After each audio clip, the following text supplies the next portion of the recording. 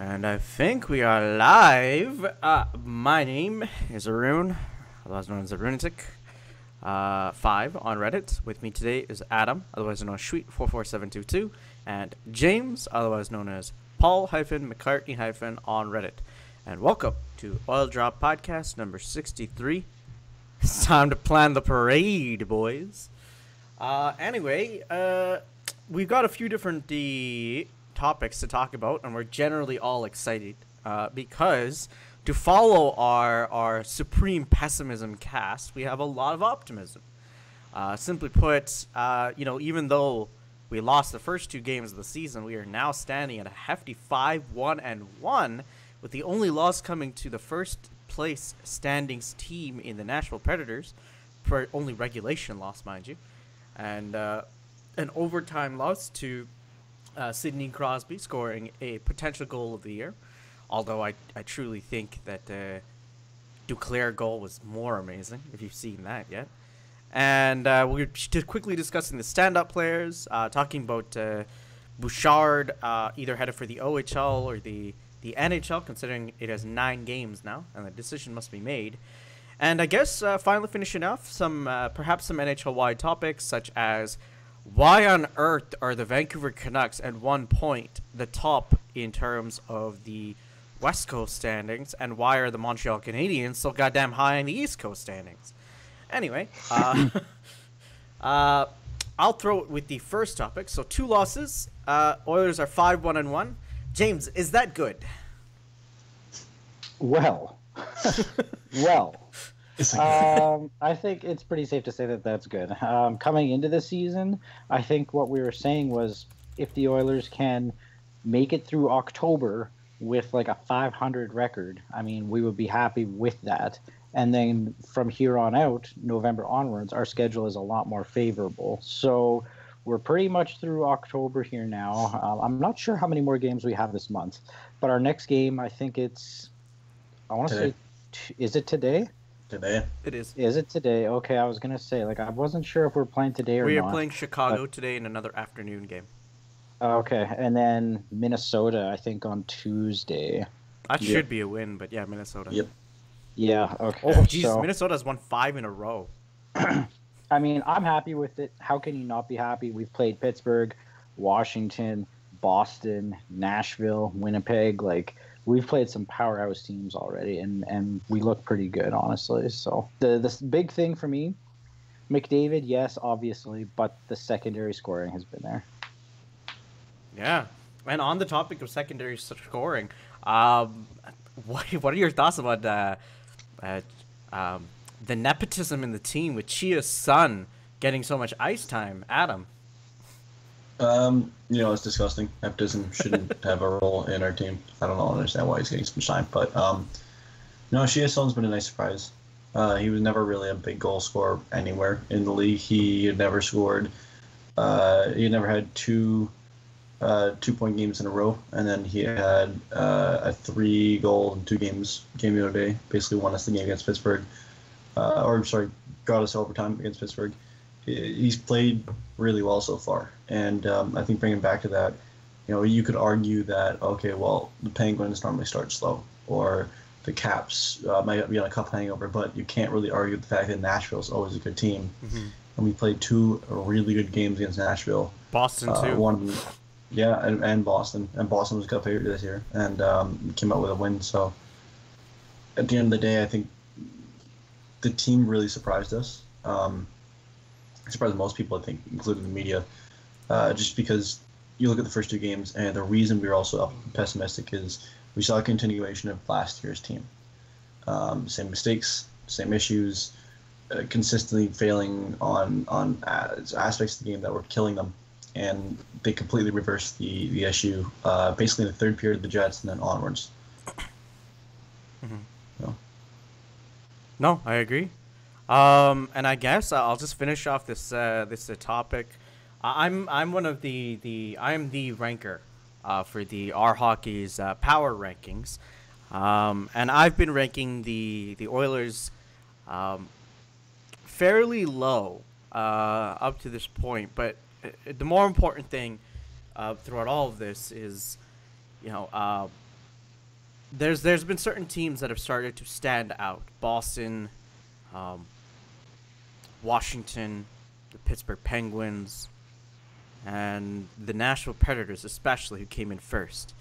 And I want to emphasize the fact that in this run of wins that we've had, and in this 5-1-1, we have beaten those top-level teams in the Predators, the Jets, the Boston Bruins, and came very close to a very, very good game against the Penguins, where essentially Sidney Crosby had to manhandle Strome for the victory. So all in all, like, I know we're reiterating the same point, but it's just more astonishing than anything, in terms of, we were winning. And I guess that sort of leads into another, like, question mark point is this winning that we're doing right now sustainable, or are we just slightly overperforming? Because if we look at it in terms of the standings, in the Pacific anyway, the Pacific's a horrible division to look at. The Pacific's the worst division to look at. I mean, the teams that stand above us in the standings in the Pacific are the Canucks and the Sharks. The Canucks obviously have way more games in hand, but, we are in a -2 goal differential compared to the other two. We have 27 goals differential? for, which is very low, and 29 goals against, which is actually fairly good. The only two teams better than us in the Pacific are, surprisingly enough, the Golden Knights, which stand way below us in the rankings, and the Coyotes, who just had a lot of trouble scoring for some bizarre reason, but stand at a +6 goal differential with 3 consecutive wins. Well, maybe you could make the argument that they're overperforming. I don't. I don't know. I never really looked into that, to be honest with you. Let's see. What's a good indicator of overperforming? PDO compared to shot generation is it's a good comparison. If the shot generation is super low and the PDO is super high, then it's indicative of the fact that we're overperforming a touch, and our shooting percentage is way higher, and the goaltending performance is way higher. And that should come down to average, at least the PDO should. Shot generation is a good indication in terms of how sustainable our current offense is.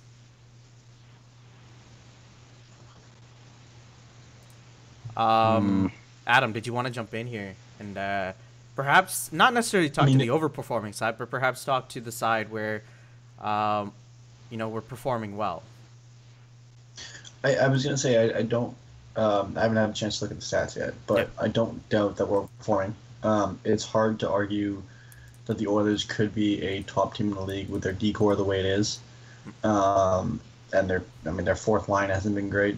But said, if we're overperforming, we're doing so at the exact right time, because this is the hardest part of our schedule.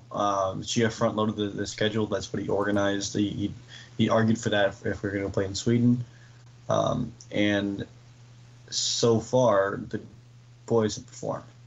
So if you're going to overperform, the best time to do it is against the best team in the league, because it also means that when you underperform, it'll be against the weaker teams that you still might have a chance of beating despite playing down their level of competition.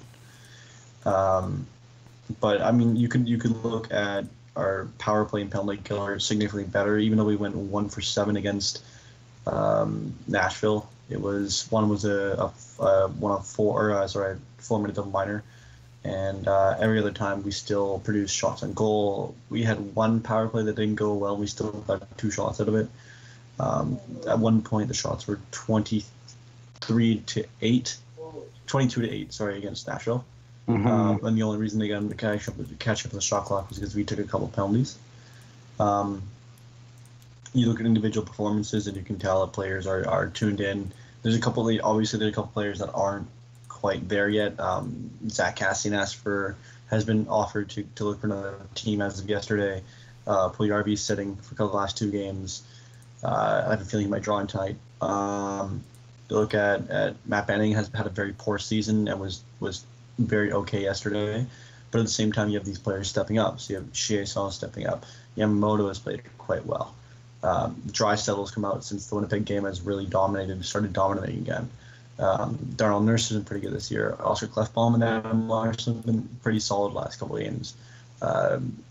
You look at depth forwards that are stepping up and depth defensemen that are playing relatively well, and that's what good teams do. Yes. They don't win every game, but they don't look like they're out of every game because of their depth that comes forward and the star players that push the issue. No. Can we just circle back a second to Kassian? You said he is going to be traded, or he asked for a trade. So Zach Kassian has been free. This is a Friedman report. Sorry. This is a Friedman report. Adam, repeat. Sorry. As of last night, Friedman reported while on air that Zach Kassian had been given permission by the team to pursue a trade. Yeah, it's the weirdest wording I've ever heard. I've never heard that wording before. It basically sounds like the team... Kassian is saying he doesn't want to be here anymore because he's not sure if he can make the team. The team is protecting his interest in that in the sense that he's saying, you can go find a trade. We're not going to actively search for you. But if you find a team willing to take you on, we'll look at the possibility of trading you. Is what to me that sounds like. That's strange. Strange wording. I know. Most of it is I'm not really surprised. strange wording. Holy shit, Cooper Marody. I'm just looking at random stats here. Cooper Marody only has 2 games played. But one thing I want to talk about, and perhaps this compares with the Pugliarvi versus Marody thing, his Corsi relative is plus 13.8. Yeah, but let's just... Marody is... 2 games played. 2 games played. I was going to say sample size, but also what's his quality competition. And his own starts, because I guarantee he's getting a lot of 58%, right, which is quite high, but not as high as the company he's standing with in compared to the rest of the NHL here.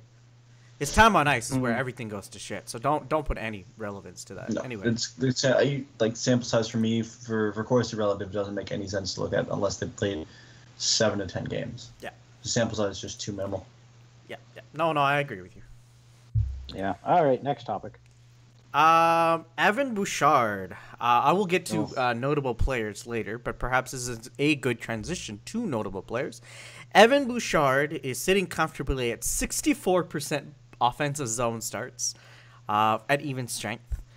His Corsi positive is 74% in terms of the Corsi relative. 8.5% for Fenwick relative, all even strength, by the way. And his PDO is actually really bad because his save percentage that he's sitting at is only 85%, and it's a total of 87.6. But all in all, this is the 7-game mark for him that he's actually played, but 9 games with the team. Now the team has to decide, does he go down or does he stay up with the team for the remainder of the season? If he goes down, it will burn 1 year off of ELC, his entry level. No, if he doesn't go down. If he doesn't go down, correct. If he doesn't go down, it will burn 1 year off of his ELC. If he goes down between now, let's say game 10 and game 40, it won't burn a year off of his RFA years. But other than that, those are like the 3 options that are there. Either he goes down now, he goes down between the game 10 and game 40, or he stays up for the whole season, playing mostly about an even strength. I think he's playing like 11 minutes of ice time a game. Mm-hmm. Yeah, it's a tough call. I don't think that... Oh, geez, I don't know. I would send him back tentatively.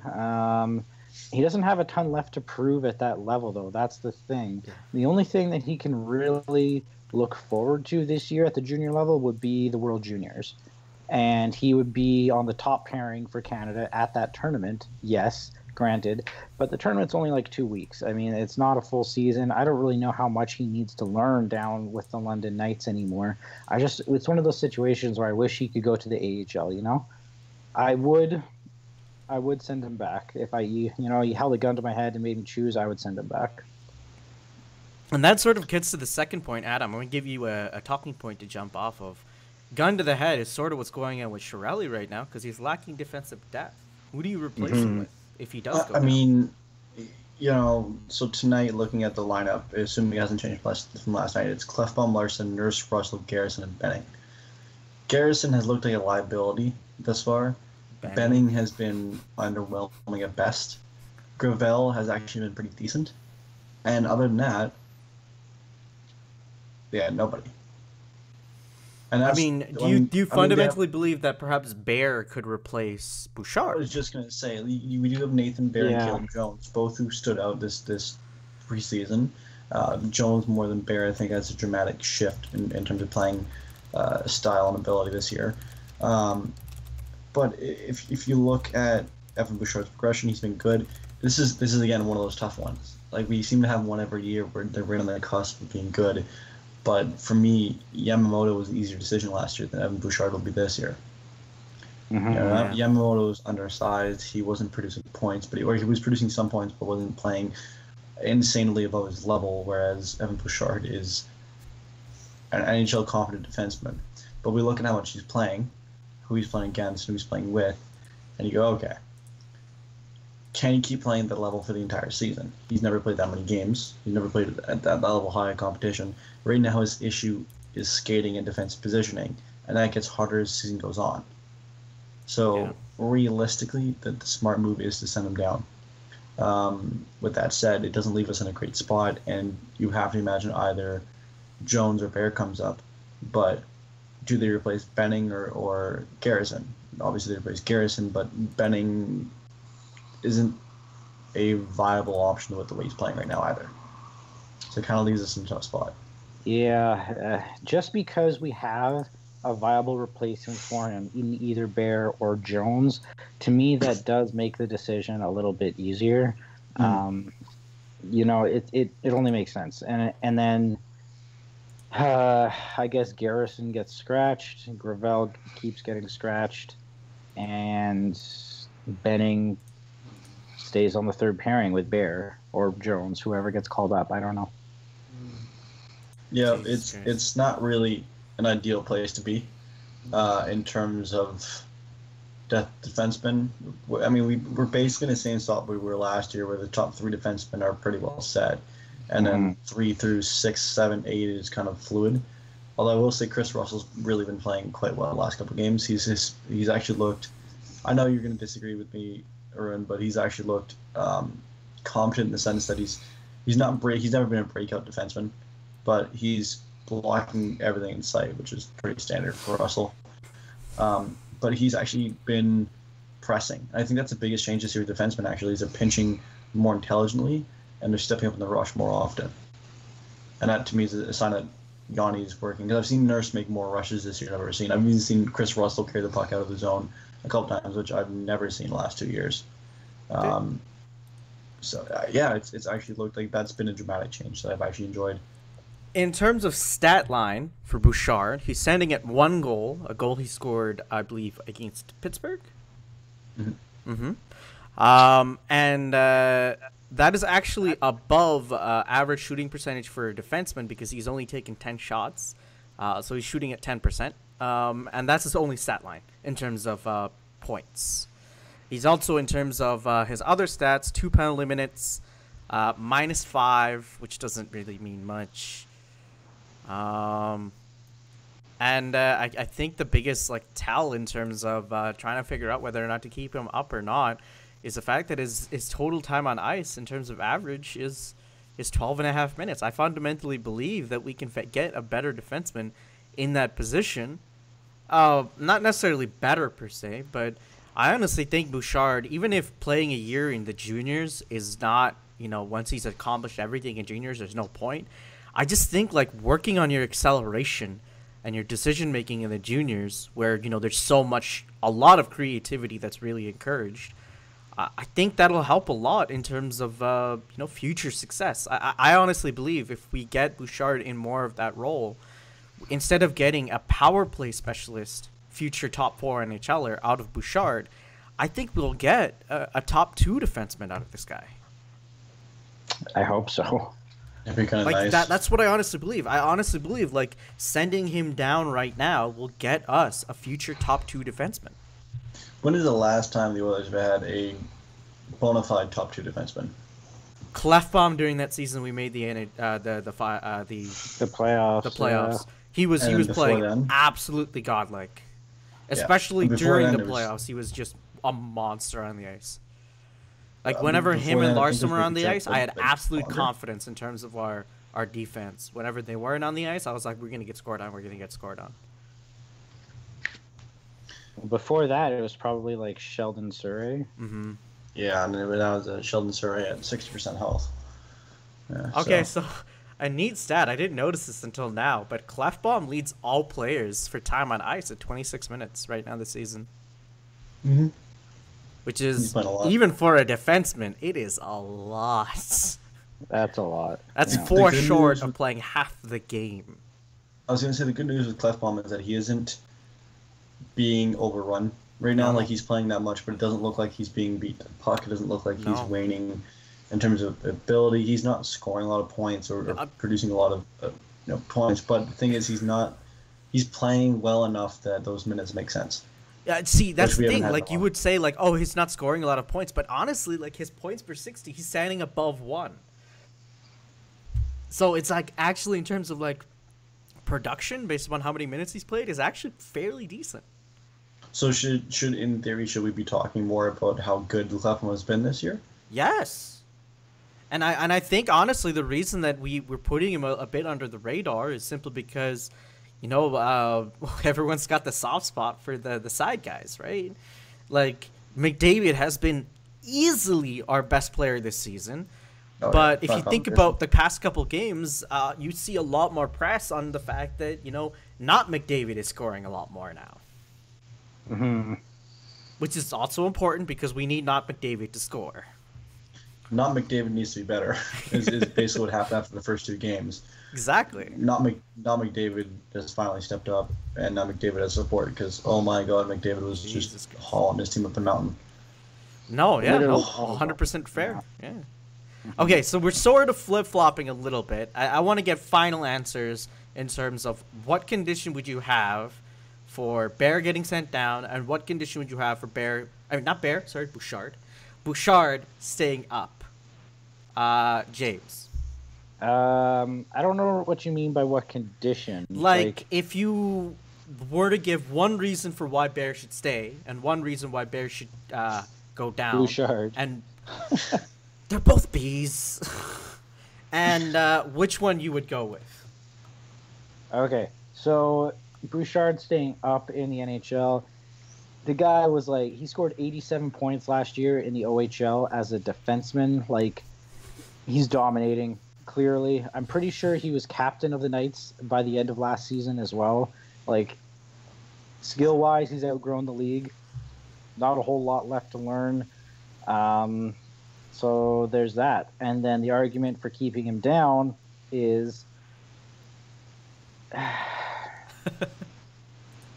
I don't know. It's a tough choice. Yeah, it is a really hard choice. It's not easy, but I feel like we do have better developed defensemen that can easily come up and take the pressure off them. Like, Bouchard can come back next year and make the team. Mm-hmm. Like, if the Oilers run into a rough spot this year, which they're going to, maybe the pressure will be ratcheted up on him to step up, eat more minutes than he's capable of doing, take on a larger role than he's expected to. If he's down with the London Knights dominating, the pressure's off for this year. Just put it off for another year.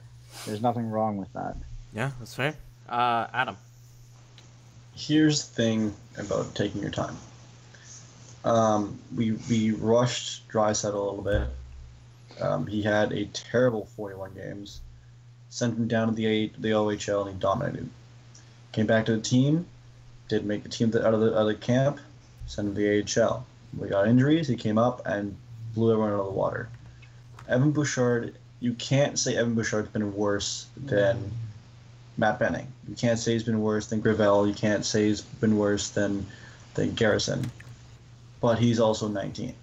He needs to go down and learn on the strengths of his game, or work on his weaknesses of game against lower competition, because it's easier to work on your strengths when you have the abilities to cover up for your mistakes based on working on those little errors. So in terms of sending him down, what he needs to work on is significant enough that he should be doing in a different league. The NHL is not a development league. You can't develop in the NHL. You refine your game, you don't develop. Mhm. So because he's still 19, he needs to develop a lot of his game. He needs to go back. With that said, keeping him up, there's no guarantee anyone can play better than he can in this kind of position. And aside from Baron Jones, we don't have any prospects that can really fill those spots of Gravel, especially if injuries. The only way I imagine Bouchard staying up is if, God forbid, one of our defensemen in the next 3 or 4 games, whenever Bouchard steps in again, sustains a long-term injury that then leaves a hole in the top 6. If that An happens, we're Andre done. Sekera-sized way. hole. Another, yeah. Yeah, when I heard the news that Larson took a puck to the face and he came back with a face mask, I legitimately thought at that point in the team, our season's done. That was my immediate reaction, because we lose a guy like Larson who chews up 22 minutes a night.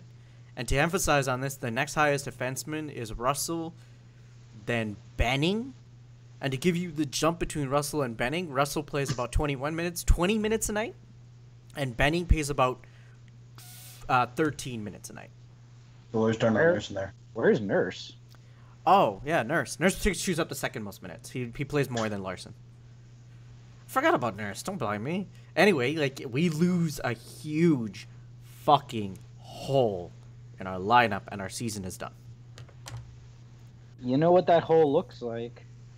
Andre Sekera. Yep. Mm-hmm. Another Andre Sekera-sized hole, and we're done.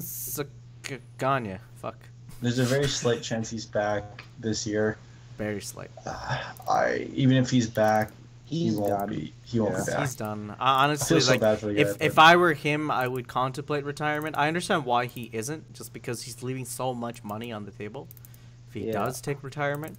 But if I were him, I would seriously contemplate retirement because of his current medical conditions. That's it. To go from an ACL to a torn Achilles in a year and a half is just brutal. Yeah, that's true. That's rough. In terms of my reason for Bouchard to stay up, one thing that I've liked from Bouchard is the fact that even though it's taken him a little while with the scratch games and everything to get better, he has gotten better. That's something that I've noticeably paid attention to with Bouchard's game. Another aspect too is that he's not getting an exceptional amount of power play time. He's getting some of it, and he's making good use of the time that he's getting. He actually plays less even strength minutes than pretty much any other defenseman on the team outside of Garrison. But the thing is that because of his power play time on ice for each game being fairly high, he plays more minutes than pretty much anyone outside of our top 5 defensemen. And because of that, honestly, he fills a role. But therein comes my reason for why he should be sent down, in that I think for next season we need him to play an even bigger role, especially when we're looking at, the season after that we're going to be losing players. This is about the ELC situation. We can't be burning a year of his ELC and rushing his development like we've done with top level players that we've had, like Yakupov,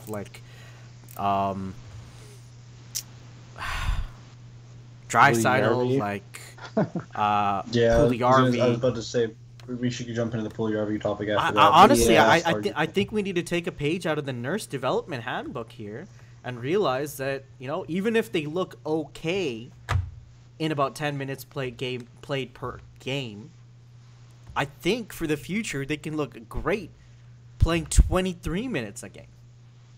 Mm-hmm. And I think we need to stop looking about what's going on right now and start looking at, for the future. Because a huge reason of why trades right now are taking place the way they are is because, a player's RFA years run out. They're looking for I'm retiring with this contract. And then suddenly teams, run out of cap space. The reason that, the Predators and the Penguins and everyone is able to maintain... Actually, the Penguins are a horrible example. Ignore the Penguins. The Predators and the Tampa Bay Lightning are able to keep going at the pace that they're going is simply because they replace those players that, go out of their system with a great young player that's on an ECL and is cost controlled, like Vasilevsky. replacing Brett Bishop. Is it worth saying that the Oilers are probably one of the worst teams in the NHL in terms of teams that tend to rush young players? Because we don't hear about it a lot from other teams. But it seems like every single year the Oilers have a decision to make on a player, and if they make the wrong one, that player often suffers the consequences rather severely. Sure. Stepping into the Puljujarvi topic, should the Oilers maybe have sent him back or kept him in Finland the first year, instead of having him play, 30 games in the NHL and then go to the AHL? I mean, the one thing that I'll say about Puljujarvi is, Puljujarvi, there was one key line in the Finland, that league that he was playing in, that was absolutely exceptional. It was a pairing of Sebastian Aho and Puljujarvi. And was Laine in that line as well, or is he in a different line? Different team. Different team. Okay. So, but those are the two big pairings. Juniors, they were together. Pardon? Well, juniors, they were together. Juniors, they were together. But no. The key thing is Aho and Puljujarvi were together, and now what it's looking like is that if the exceptional player on that line wasn't Puljujarvi and it was Aho. And perhaps another year in the juniors could have helped Puljujarvi build his confidence around perhaps another player and just develop his game for himself. But yeah, I would agree with you, and I'm also saddened by the fact that Aho has now set a record for the number of consecutive points in a game, or point streak, I guess, by a Finnish player all time. And Puljujarvi continues to struggle to stay in the roster. Now, I will say, part of me is like, okay, Puljujarvi needs to step back. He needs to go back to the AHL, figure out. I guess we'll talk about Puljujarvi then. Yeah. The other half of me is saying, hold the fuck on, people. He's 20 years old. He's played like 100 games in AHL, less than that. He's not playing well, but he's 20. Like he's a really young player for his draft year. He's almost underage. He's at the very end of the draft class. He is a kid. He's trying to figure out he's 6'4", 6'5", 6'4". 6'4". He's like, I'm not even tall, and I was awkward as shit when I was 20 because I couldn't figure out how fucking tall I was anymore. Because I grew at the end of when I was 18. Same with Puljujarvi. He grew in his 18, 19. He's not going to know how fucking tall he is. He's trying to figure out his stride. He's working on his English. He's trying to figure out where he is. So, yeah, the NHL is in the right spot for him right now. But the fact that we're already debating trading him 2.25 seasons into his career as an NHLer, when last year he spent half the season in the AHL, is a fucking joke. And is the problem with me, it is. Because you know what the problem is? Edmonton and fans and its media are ravenous and have no patience. It's the same issue we have with Darnell Nurse. How fast did it take us to debate whether or not Nurse should be traded last year because he had a rough start of the season and he was already 22 and had enough time to develop, and then he came out and had a fucking amazing season at the end of the season. Like, we do this so often with players where we do this so often with players where it's they have a struggle a little bit. It's not even how many games has he played? 6 games? Like, he hasn't even played every game we played. He's played, I think, 5 or 6 games. So you're gonna base his entire next 4 years of his career off that. Okay, so Adam, everyone keeps saying that he's goddamn 20, and we should consider the fact that he's young and all that kind of shit. All I honestly look at is the fact that compared to every other person in the first round that's played more than let's go with a number here, 15 games, let's say that, only, double checking here so I'm not giving you a wrong number, Tyson Jost, who has played 12 less games than Puljujarvi, has put up less points. I'm not arguing he's not played well. I'm not arguing in 100 games. I'm not arguing that Jesse Puljujarvi has played. He hit 100 games this season. What I'm arguing is that he has 29 points. Trade him already. Hang on. Is ridiculous. The fact that we're looking at trading him already is ridiculous. We should be, because how many depth forwards do we have? I mean, I know I that's just look at something cost. the rest of the I players know in that's this something draft cost, class, but and no, but yeah, and other players develop later. What about Draisaitl? Draisaitl looked like a bust for a year and a half because people were saying that he wasn't producing, and then came in and destroyed everybody. Okay, well let's put those two together. I mean, if we're gonna have that line of thought, this is Puljujarvi's breakout year. this And is the he's- season he we're- needs to we're break, five and games- he's we're getting 5 games Supposed to scratched. score, he's supposed to score 60, 70 points this year. We're 5 games in. It's not happening this It's year. not He's happening not- this year. Score 60 or It's 70 not points, happening but this it's year. 5 fucking games in. He's not scoring. I don't even 60 consider him this to year. be able to put up 40 points this season. Yeah, If he I puts don't up even think 30 points this season, he will I'll be match astonished. his career record for points.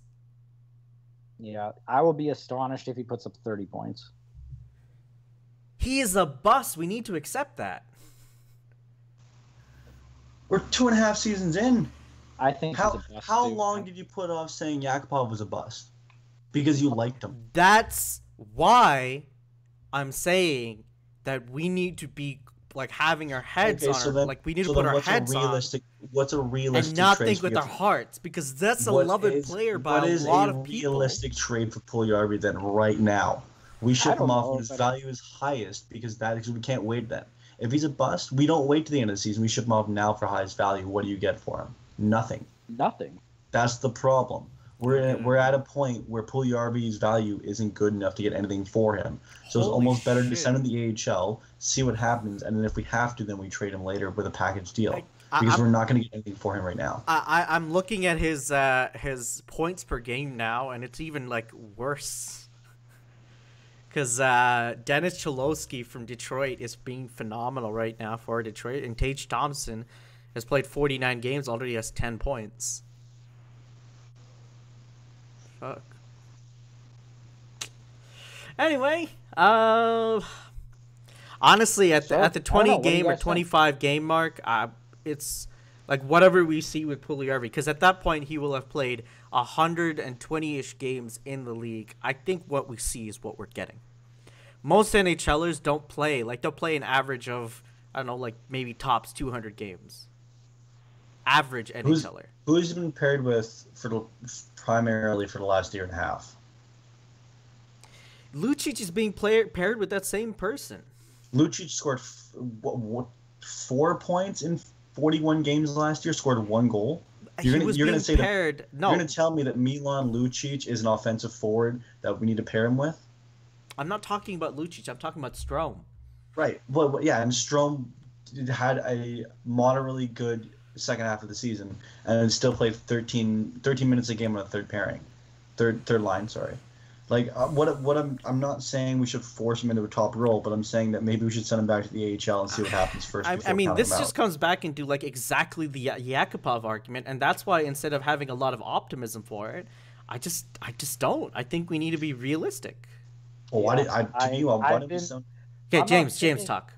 I'm not saying that I have a trade proposal that makes sense, but I am saying that I'm looking at this the way that it is. I'm not looking at it the way that I want to see it. I'm looking at it the way that it is. What I see with Puljujarvi is the raw skill is there. I just don't think that he's an intelligent player.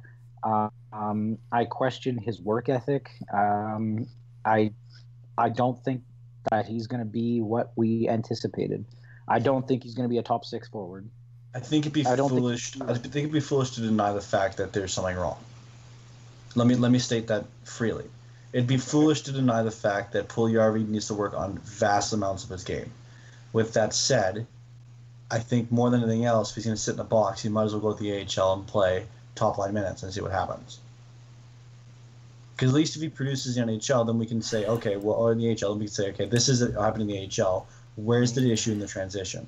Dude, I think we've done this song and dance before. He played in the AHL last season. Okay, and then what happens if we trade him and he explodes another team? I don't think he's going to.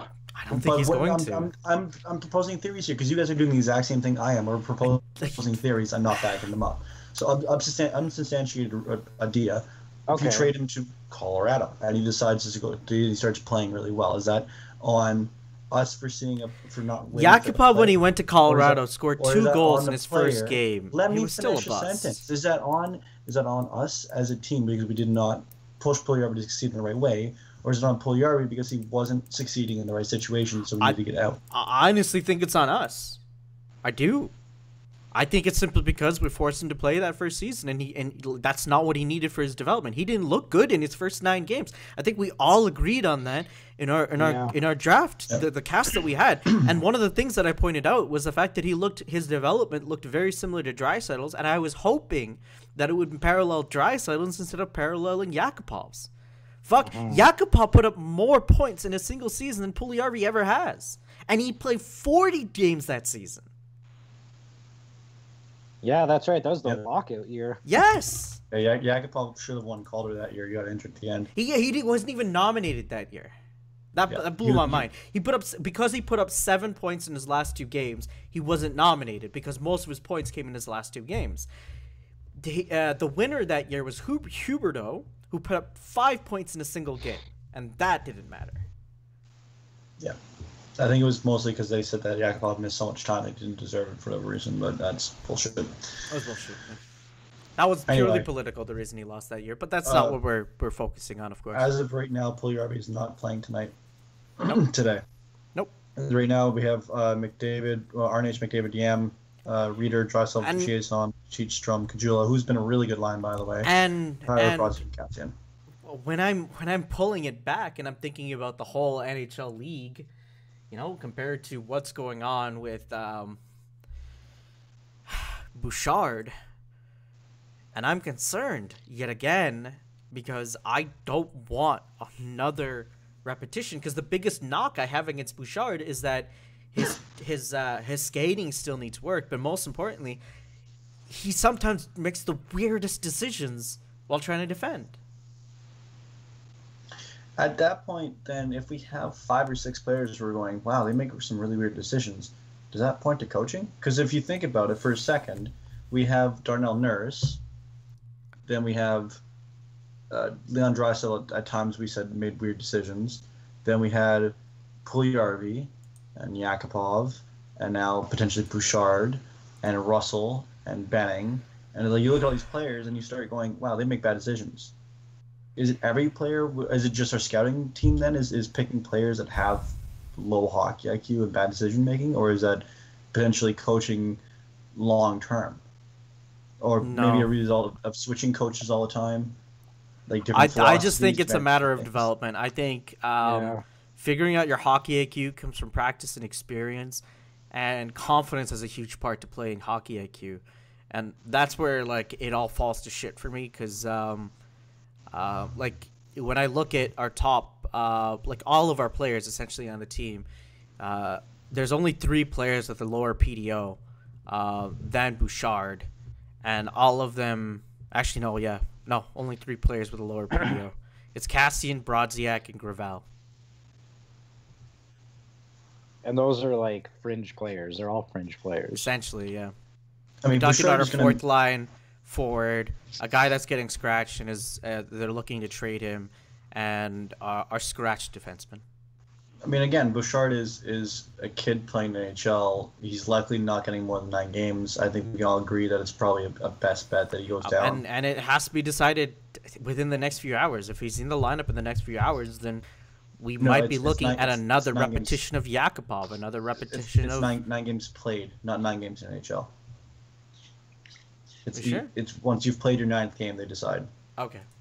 Then I'm so he has a few more games, but it's that situation where he's more than likely going to go down.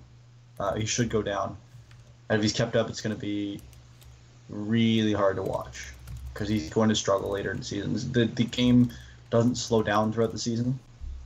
In the OHL, you could argue that once players get tired, they slow down. The NHL, everyone's too fit for it to happen. Everyone's in good shape.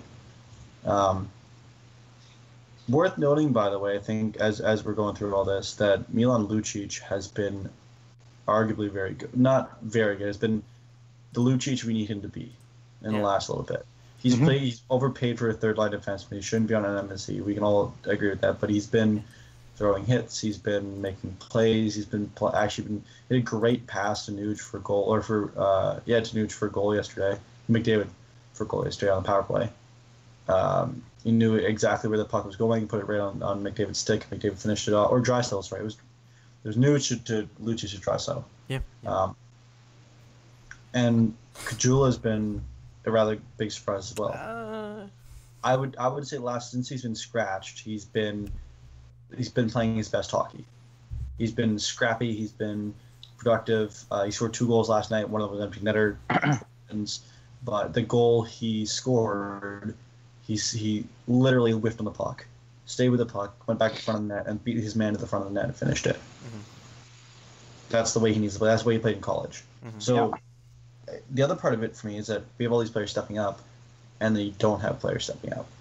You can look at Bouchard, and he's not stepping up. You can look at Brodziak is not playing very well. Cassian is on the outs looking in.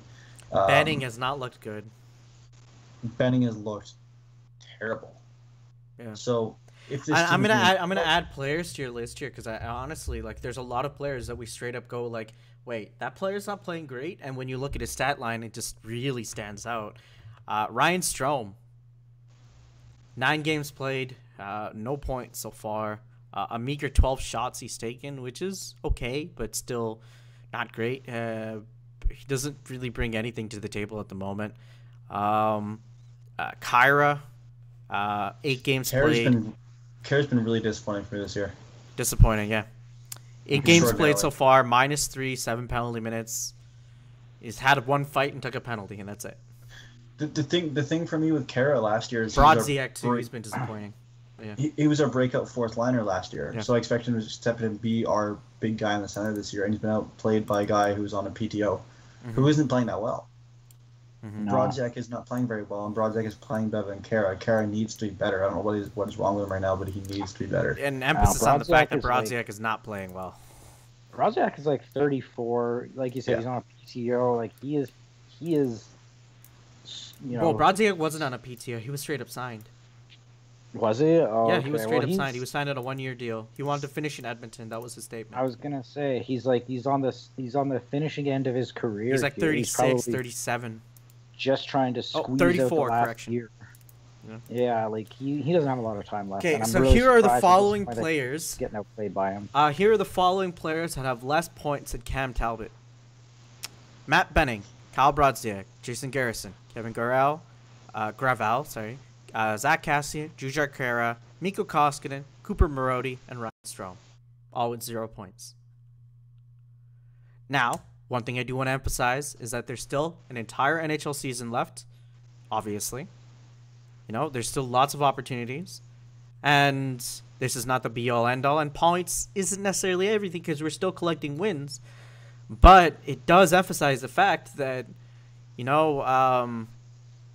it's really disappointing that it's like this when, Tobias Reeder, Chisin, Ty Ratty, essentially guys that were not on our roster last year and were not breakout players last year, are the only guys really producing in the bottom 6 for the Oilers. Because you take away those guys, and we have no production from the bottom 6. It's worth noting. Who does Ratty replace? Because, Yamamoto's played all right, but hasn't really been producing points up top line. So maybe he gets shuffled down, but then who comes out? He has 2 points in 9 games. Actually, no, never mind. Sorry, continue. I imagine Cassian is the likely guy that suffers when everyone shuffles down. Yeah, he's the right wing. So the right wing in a perfect world, I guess, goes Ratty, then Yamamoto, and then I guess Puljujarvi. Chiasson, Tobias Reeder, all right wingers. Yeah, I guess. Reeder's been playing left wing, but Kajula's also in there. Oh, right. Forgot about that. Right. See, I don't know, man. Like, what does the right wing look like? Ratty, we have Yamamoto, Chiasson, Kajula, Cassian, and then Ratty. I don't know. I got no idea. Left side, Kara's in today, by the way. So left wing right now we have RNH, Reeder, Lucic, Kara, and then Puljujarvi if you want to put him left side. this point, I think it's entirely on the coaching staff to figure that out, and I Yeah. do have confidence that they will. But fundamentally speaking, it's going to come down to the players to step up, and if they don't step up, they don't step up. That's it. If they don't step up, they don't play. They don't. And that's, Well, we can't that's even it. do that because we don't have, in some situations, guys that can replace them. That's true. Right? But I guess Like if Strome and Cassian, not Cassian, sorry, Kyra, because Kyra is a center, right? He was playing center. And Brodziak, who are all centers, and our bottom two centers are essentially filled out by two of those three, are all playing really badly. What the fuck do you do? I don't know. Hope one of them starts playing well. Just you keep can't going with do a it, bang whole your head lot. against the wall, and hope it plays well while McDavid scores and we stand at a -2 goal differential.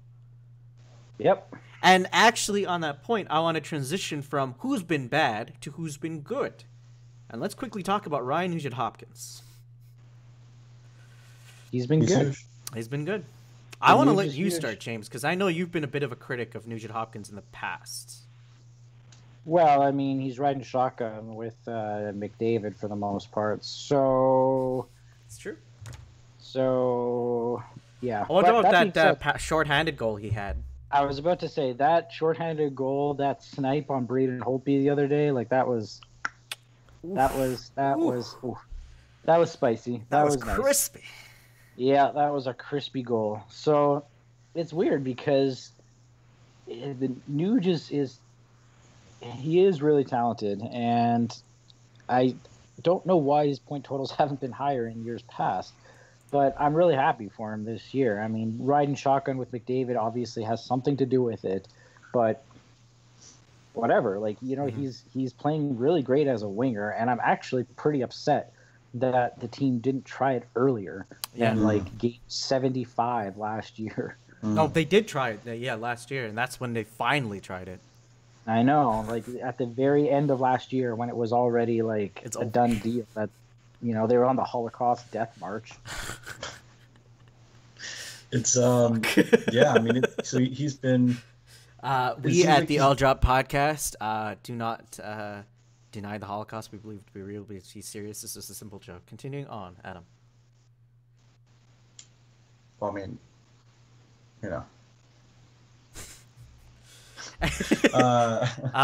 Hopkins. Unless you Nuge want to has talk about been- another player, because I have my player that I think has been standout, but not been getting much Nuge has attention. been good. He's been really good. And yeah, I mean, like James said, you can go with the fact that he's been riding shotgun with McDavid. But I think he's looked a lot better at McDavid's wing than Maroon did on McDavid's wing. Like, it doesn't look like McDavid's having to carry the line as hard. And the big thing with that is that Nuge in the past has always had to be the defensively responsible forward on his line. Now, because both players have a good amount of speed, they're both defensively responsible, and they're playing with, you know, a winger that's known to be defensively responsible enough that they can take chances. Like off that face-off yesterday, they normally wouldn't be pushing forward like that, like 2-on-2, but McDavid and Nuge know each other well enough, and they know their abilities well enough that basically Nuge just sauced the pass between the two defensemen. McDavid was there for it, and it produced a goal 7 seconds after we got down or tied Nashville. Or sorry, they reduced the lead. So it's really been a dramatic difference in what the line's been able to do because Nuge is able to work off McDavid so well. Stepping away from that, I think Cam Talbot's had a resurgence this year. He's been hit or miss some games, but in games where we need him to be good, especially against good teams, he's been good. And Koskinen was good yesterday, but you know it's been the fact that we've had a few players step up in every game that's made a difference so far. And I guess adding to your list of players here, I think our top two defensemen have been exceptional this year. I'm going to consider our top two to be Nurse and Clefbaum. Larson, I think, has been flexing in to a top two pairing depending on what minutes are like. And that's mostly because he has great chemistry with Clefbaum already. But that being said, you know, if you look at it just in terms of time on ice, Clefbaum's played 26 minutes a night. And Larson plays about, hold on, I gotta scroll to the left of here. Nurse plays, 23 minutes a night. And, between the two, like if you look at the shot totals, and this I think is a really good indication in terms of how much a player is contributing offensively. First on the team, McDavid. It's a given, 32, and he's shooting the best among them at 22%. But next, Nugent Hopkins with 30 shots on net, and then next is Clefbaum with 28, followed closely by Nurse with 26. The very next player is 7 shots less in Draisaitl. I didn't That is realize surprising. Nurse had that many shots. Yeah. Nurse has Yeah, a lot that of is shots. surprising. It's 28 followed by 26. And the funny thing is, between Clefbaum and Nurse, only Clefbaum has one. I mean, only Nurse has a single goal. That's it. But that being said, it's so important that they are contributing offensively when they can. But their stat lines are pretty much identical outside of that, because it's Clefbaum's is 4 assists to Nurse's 3 assists and 1 goal. And that's. And a great thing too is, this perhaps is a team-wide thing, is perhaps the resurgence of Clefbaum this season is a huge reason why the power play is looking so much better. Save for last game where the penalty kill on the power play got a little burned, because they took 7 penalties and we could only score on 1 of them, whereas we took 6 and they scored on 2.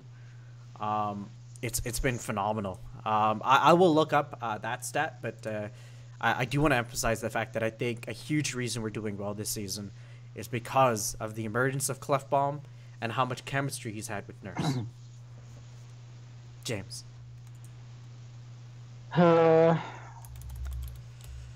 are we saying who's stood out in a good way? Yeah, good way. Because we've talked about our bad way guys already. Yeah, I was gonna say Clefbaum, but You can say Clefbaum if you want to. Again, don't worry. Do whatever you want to do. Yeah, honestly, it's got to be Clefbaum for me. He is the number 1 defenseman on this team. You can say what you want about Larson or Nurse, but at the end of the day, like the defense rises and falls with Clefbaum, I think. And he's putting in 25, 26 minutes a night, you said, something like that.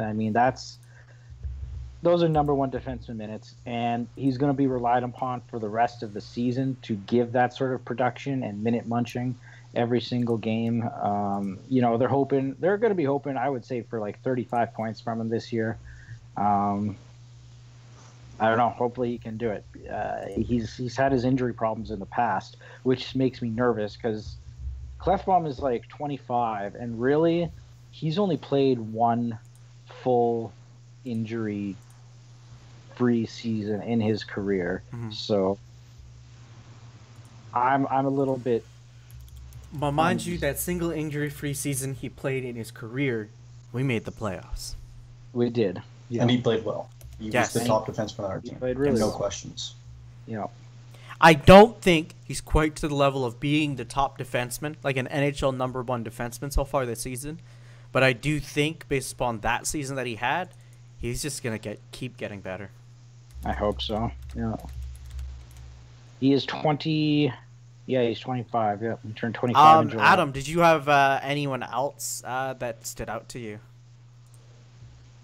I know we've sort of talking about it, but perhaps someone that isn't top of the line in terms of like, oh, I'm always talking about this person kind of thing.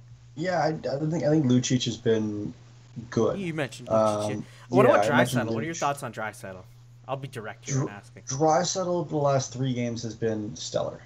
At least the last 3-4 games. He had a really rough start to the season. Really, after that Winnipeg game, people are looking at it going, what the hell is wrong with Draisaitl? Why are we paying $8.5 million to this guy? He's not trying hard. He's not doing anything.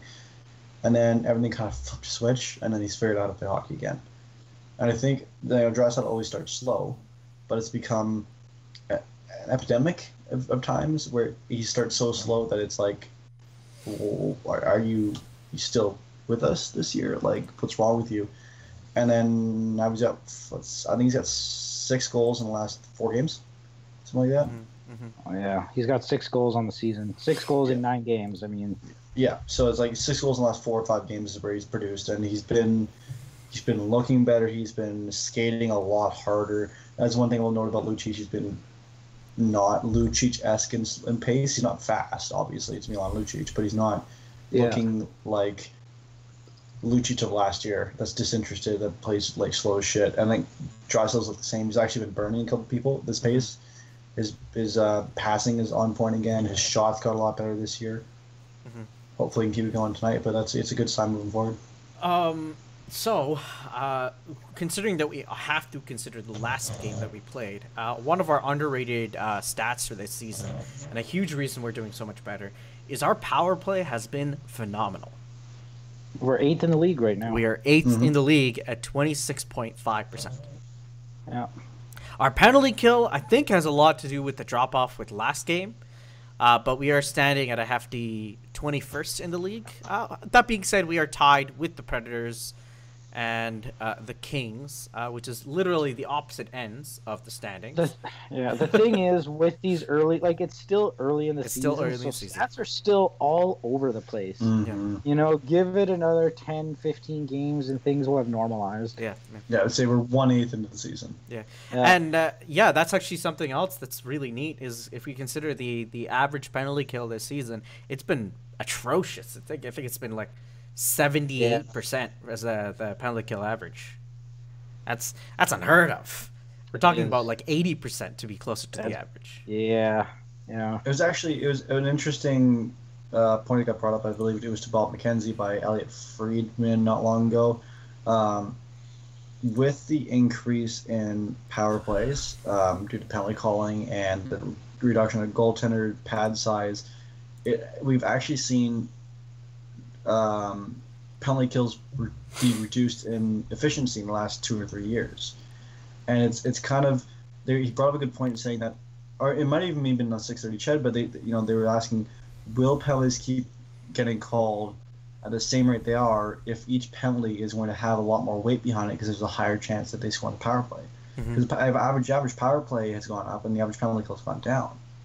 So do the refs keep calling chintzy little calls or it happens stuff every that season. might be close? It absolutely will, but it's a bit interesting to look at whether or not they may weigh, is it significant enough that they should have to pay for that, or is it a slight error that they might overlook?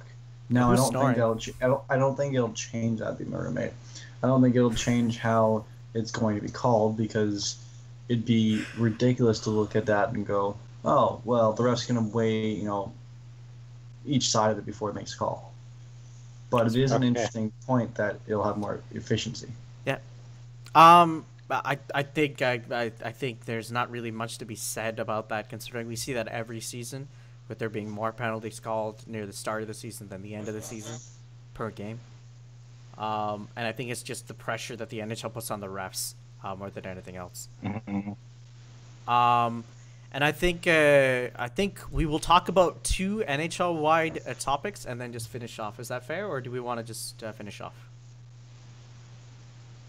I gotta go pretty quick here. I just wanted to. You guys can continue on if you want, but I just want to say, like, what are your final thoughts, quick, on Puljujarvi? Like, how would you go forward with Puljujarvi? What's the annoying guy said? Like he's counting them out. He's counting them out. Yeah, we're on the count out stage right now. I'll answer first. So with Puljujarvi, I wouldn't trade him, but the value is pretty much 0 right now. So I would keep him for this season, and if he deserves some sort of bridge contract, give that. I can't wait till they own him again.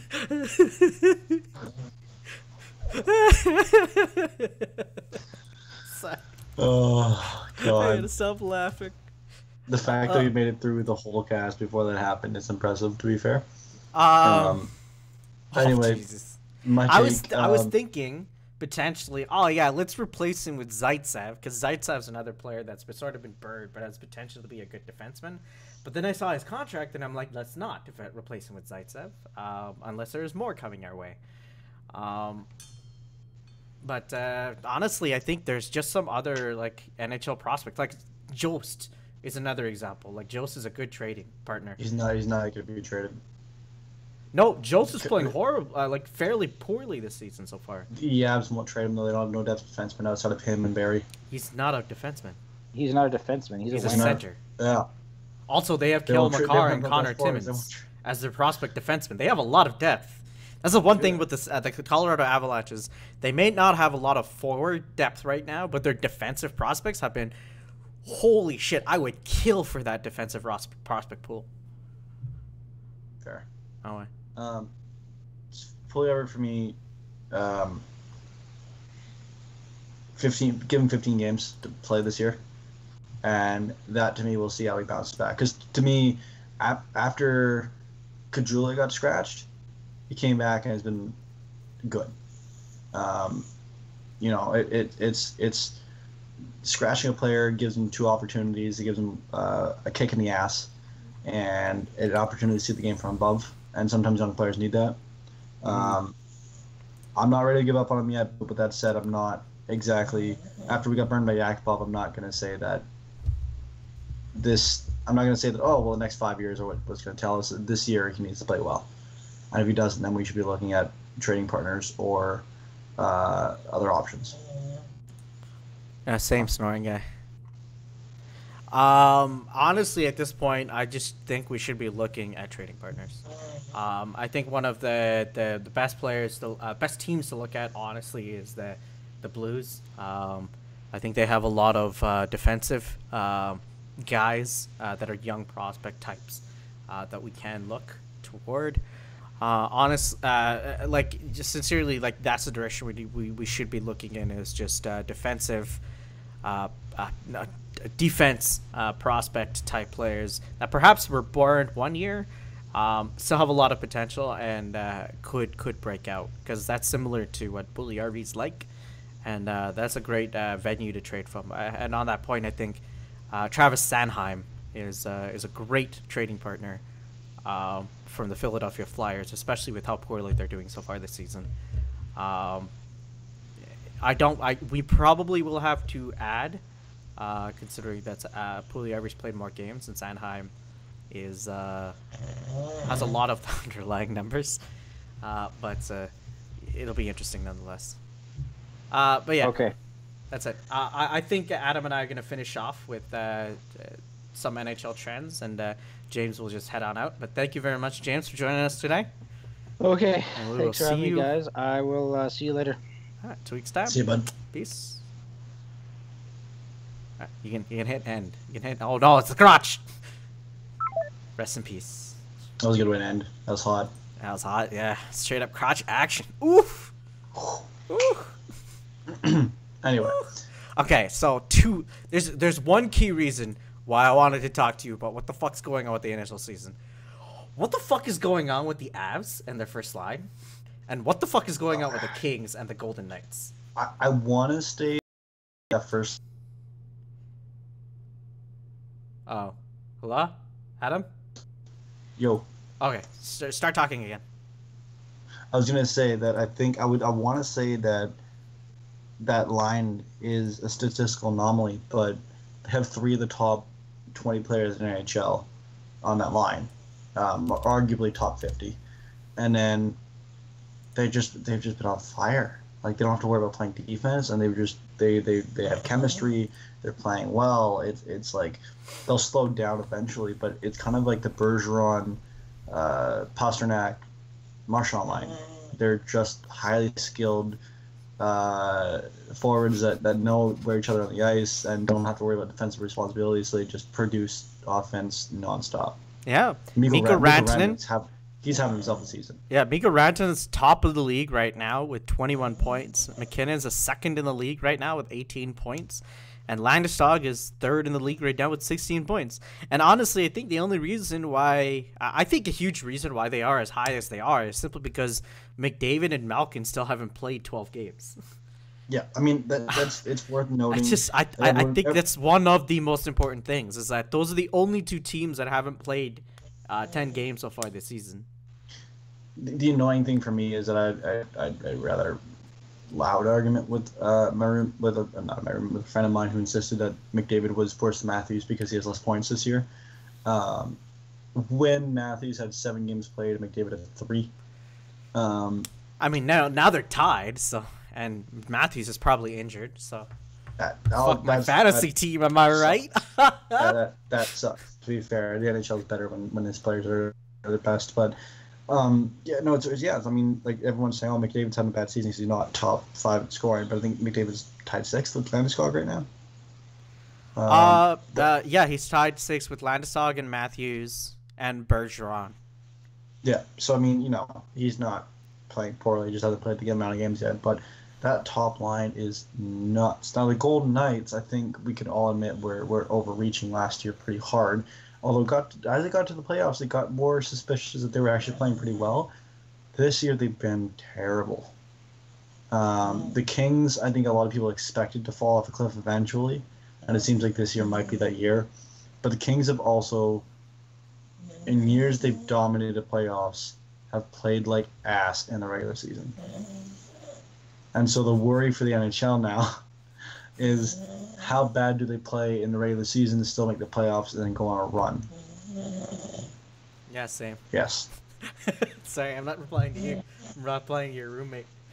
I think fundamentally speaking, the Avs... I'm going to show them this later, by the way. Yeah, do it. I think fundamentally speaking, the Avs are just... are a little overrated with their top line. I do think they're going to finish fairly high with the point standings. I don't think they're going to be even close to...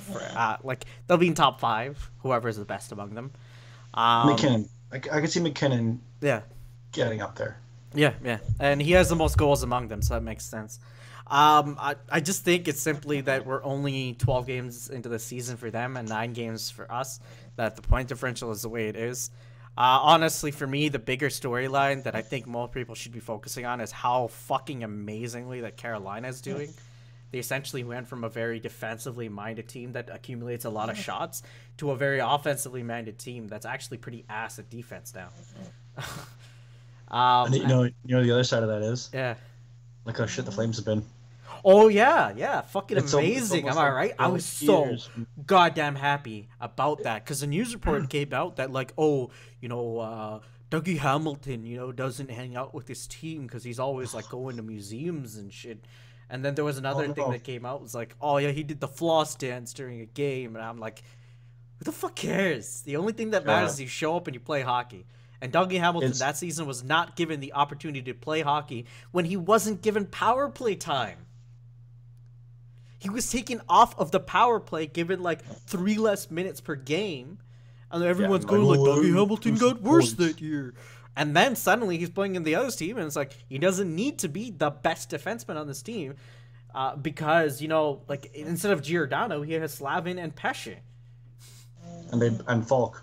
And Falk.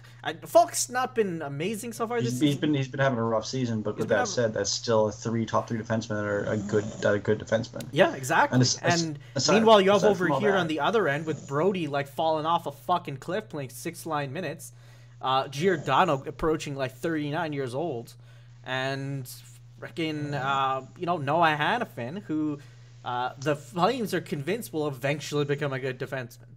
Meanwhile, Michael Furland, who was an afterthought in that trade to make the lines balanced for both teams, has as many points as Lindholm. It's, you know what? Bill Peters syndrome. Yep, Bill Peterson. I don't understand why the Flames would go with that. Like Glenn Gulletson, fine. Glenn Gulletson it seems like he's had a good effect on the Oilers' special teams so far. But my God, why would you hire Bill fucking Peters after what he did to Carolina? Yep. They had the most defensive. They won the best defensive cores in the league last year, and he literally, I think they I can't remember what the goal differential was last year, but it was not good. Like they got, to be fair, the goaltending was not good, but they got ruined.